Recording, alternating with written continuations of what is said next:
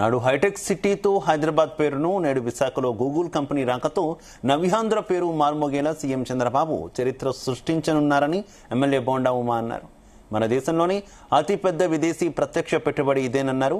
సుమారు 15 billion American డాలర్లతో Google data center విశాఖలో ఏర్పాటుకు ఢిల్లీలో ఒప్పందం కుదుర్చుకోవడం ఒక చరిత్రాత్మక ఘట్టమన్నారు. ఏఐ ఆర్టిఫిషియల్ ఇంటెలిజెన్స్తో యువతకు ఉద్యోగ ఉపాధి అవకాశాలు లభిస్తాయన్నారు. సీఎం చంద్రబాబు నాయకత్వంపై పెట్టుబడిదారులకు అపారమైన నమ్మకం కుదిరిందన్నారు.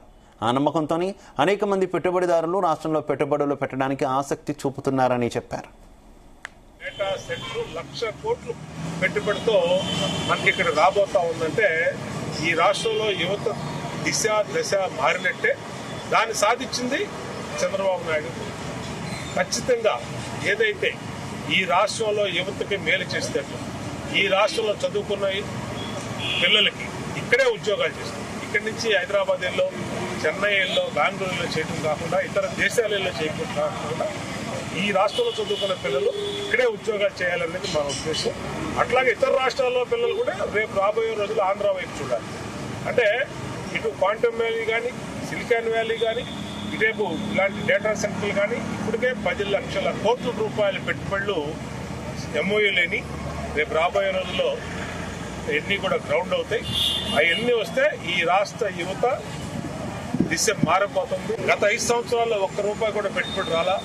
ఈ పెట్టుబడులు పెడితే ఈ ప్రభుత్వానికి మంచి పేరు వస్తుందని ఇక్కడ మళ్ళీ రాబోయే రోజుల్లో మళ్ళీ చిరనే వాస్తవానికి ఈ పార్టీ తెలుగుదేశం పార్టీకి మరి అన్ని రకాలుగా ఆదరణ లభిస్తుందనే ఉద్దేశంతో పెట్టుబడులు అడ్డుకోవాలని అనేక రకాలుగా ప్రయత్నించారు. దావోస్ వెళ్తే గేల్స్ పెట్టారు.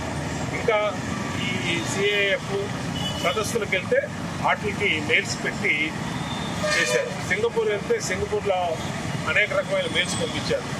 ఇన్నిటిని దాటుకొని ఇవాళ ప్రపంచంలోనే అతిపెద్ద గూగుల్ డేటా సెంటర్ 1,00,000 కోట్లు పెట్టుబడితో మనకి ఇక్కడ రాబోతా ఉందంటే ఈ రాష్ట్రంలో యువత దిశ దశ మారినట్టే. దాన్ని సాధించింది చంద్రబాబు నాయుడు. ఖచ్చితంగా ఏదైతే ఈ రాష్ట్రంలో యువతకి మేలు చేసేటట్లు ఈ రాష్ట్రంలో చదువుకున్న పిల్లలకి ఇక్కడే ఉద్యోగాలు చేస్తారు. ఇక్కడి నుంచి హైదరాబాద్లో, చెన్నైలో, బెంగళూరులో చేయడం కాకుండా ఇతర దేశాలలో చేయకుండా కాకుండా ఈ రాష్ట్రంలో చదువుకున్న పిల్లలు ఇక్కడే ఉద్యోగాలు చేయాలనేది మన ఉద్దేశం.